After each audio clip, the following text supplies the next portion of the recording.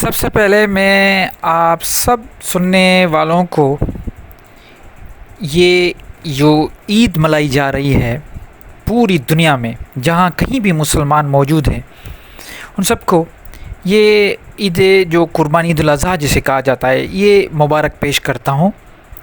اور ساتھ آج اس ویڈیو کا مقصد صرف یہی ہے کہ اصل یہ جو عید ہم مناتے ہیں جو منائی جاتی ہے اس کے بارے میں تھوڑی میں آپ کو معلومات دے دوں کہ یہ اس کا اصل مقصد کیا ہے، قرآن شریف کیا کہتا ہے۔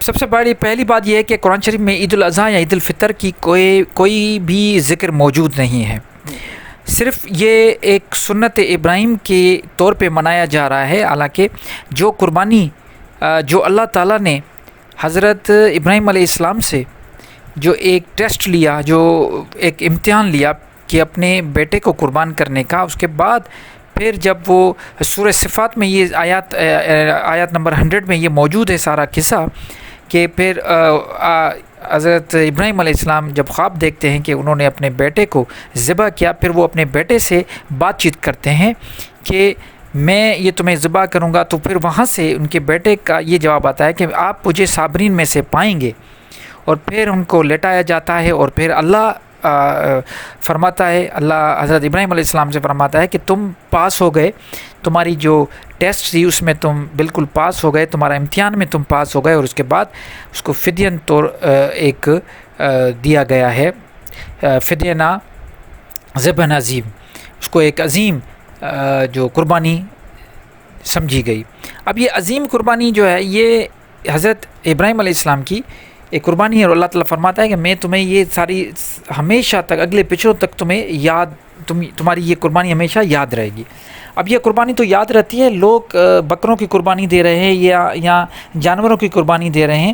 اب اس سے ایک تو یہ فائدہ ہوتا ہے کہ لوگوں کو جو گوشت نہیں کھاتے وہاں تک یہ چیز پہنچتی ہے، لیکن دیکھا جائے تو اس کا فلسفہ کچھ اور ہے۔ اس کا فلسفہ یہ ہے کہ آپ کو وہ جو سب سے پیاری چیز ہے اس کو اللہ کی راہ میں قربان کرنا نہیں ہے، لیکن قربان کرنے کا جذبہ ہونا چاہیے۔ اللہ تعالیٰ دیکھیں وہاں پہ اللہ تعالیٰ کا فضل اور کرم ہوا کہ اللہ تعالیٰ نے حضرت ابراہیم علیہ السلام کے بیٹے کو قربان کرنے نہیں دیا، لیکن وہ صرف اس کی نیت دیکھ رہا تھا۔ جب اس کی نیت دیکھی کہ یہ کرنا چاہ رہا ہے اور کرنے جا رہا ہے تو وہاں پہ اس کو سٹاپ کر دیا۔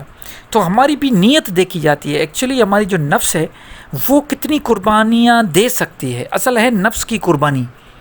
آپ اپنے جو خواہشات ہیں، آپ کی فضول خواہشات، ایسی خواہشات جن کی کوئی اہمیت ہی نہیں ہے، اگر آپ دیکھیں کہ آج جو کچھ آپ سوچ رہے ہو ایک منٹ کے لیے وہ کسی اور کے پاس آلریڈی موجود ہے، ٹھیک ہے، اور وہ اس کے لیے اس کے پاس اس کی اہمیت ہی نہیں ہے۔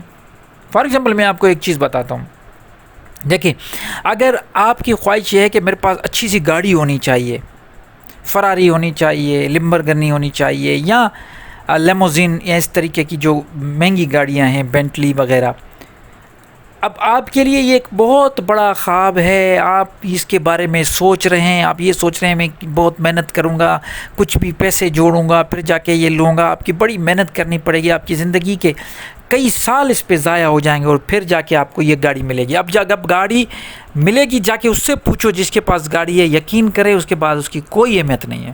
اس کا مطلب یہ ہوا کہ یہ چیز آنے کے بعد اس کی کوئی اہمیت ہی نہیں رکھتی، جس کے لیے آپ اپنے اتنے سال برباد کر رہے ہو، وہ گاڑی آپ کو ملی، ختم ہو گئی۔ بالکل اسی طرح آپ کسی بزنس کے بارے میں سوچتے ہو کہ یہ ہونا چاہیے، دولت کے بارے میں سوچتے ہو کہ یہ ہونی چاہیے، کسی لڑکی کے بارے میں سوچتے ہو کہ فلاں لڑکی میری بیوی ہونی چاہیے، یا کوئی بھی آپ کی دنیاوی خواہش کے بارے میں آپ سوچ رہے ہو، تو یہ دوسرے لوگوں کے پاس آلریڈی پڑی ہوئی ہے چیز، آپ ان سے جا کے پوچھو، یقین کریں کہ وہ اس کے لیے ان کے پاس ان کی اہمیت ہی نہیں ہے، اور جب یہ چیز آپ کو ملے گی نا تو آپ کے پاس بھی اس کی کوئی اہمیت نہیں ہوگی۔ یہی تو انسان، اس لیے تو قرآن میں یہ آیا ہے کہ انسان بڑا ناشکرا ہے، جو چیز اس کو مل جاتی ہے وہ اس کے پاس اہمیت ختم ہو جاتی ہے، اور جو کچھ اس کے پاس نہیں ہوتی وہ جو ہے نا وہ اپنی ساری انرجی اس میں لگا دیتا ہے اس کو حاصل کرنے کے لیے۔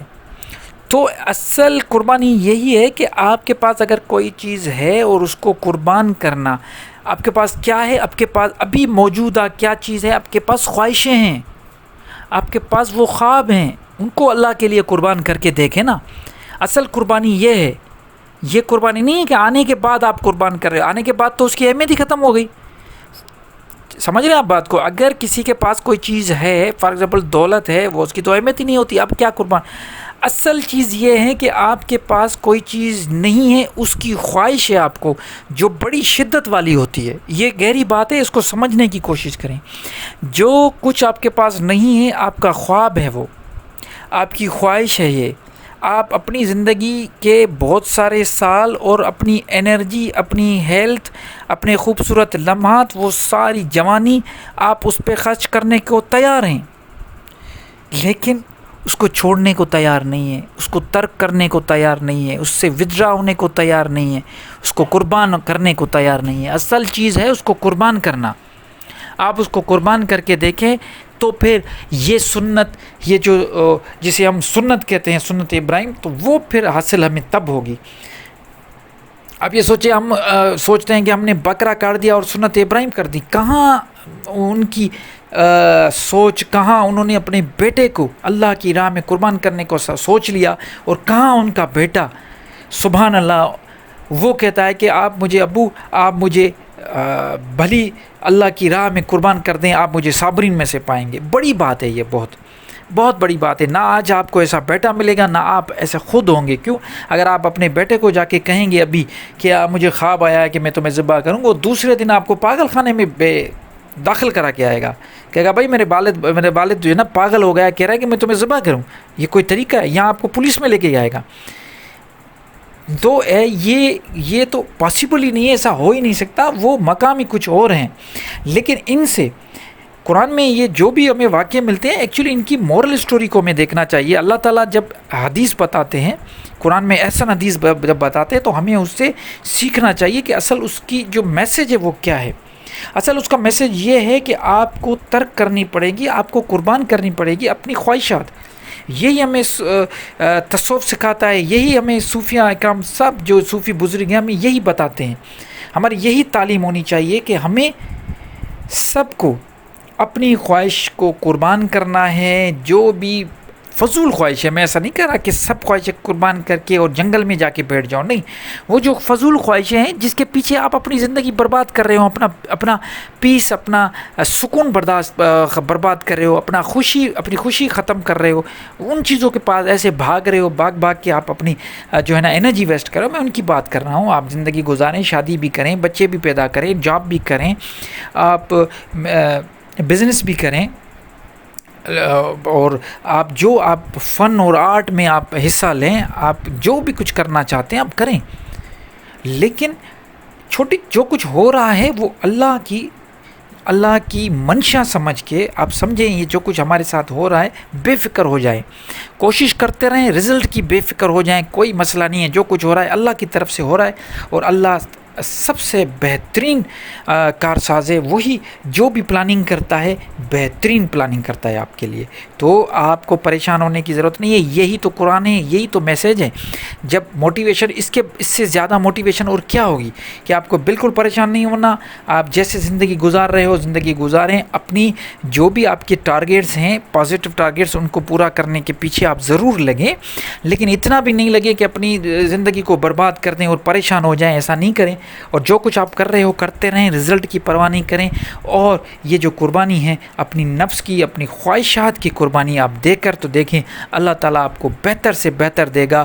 اور اللہ تعالیٰ آپ کو، جیسے اللہ تعالیٰ حضرت ابراہیم سے فرمایا کہ اگلے اور پچھلے لوگوں میں آپ کی یہ بات جو ہے یہ میں ہمیشہ زندہ رکھوں گا۔ آپ یقین کریں، جب آپ اپنی خواہشات اللہ کی راہ میں قربان کریں گے تو پھر آپ خود دیکھیں گے آپ کی صرف یہی زندگی گلے گزار نہیں ہو جائے گی، بلکہ آخرت میں بھی آپ کو اس کا اجر ملے گا۔ ایک مرتبہ پھر میں آپ سب لوگوں کو یہ مبارک دن، یہ جو ایک ہم مناتے ہیں یہ جو دن، اس کی آپ کو میں مبارکباد دیتا ہوں، اور اللہ تعالیٰ سے یہ دعا کرتا ہوں کہ اللہ تعالیٰ مجھے، آپ کو، سب کو اصل نفس کی قربانی دینے کی توفیق عطا فرمائے۔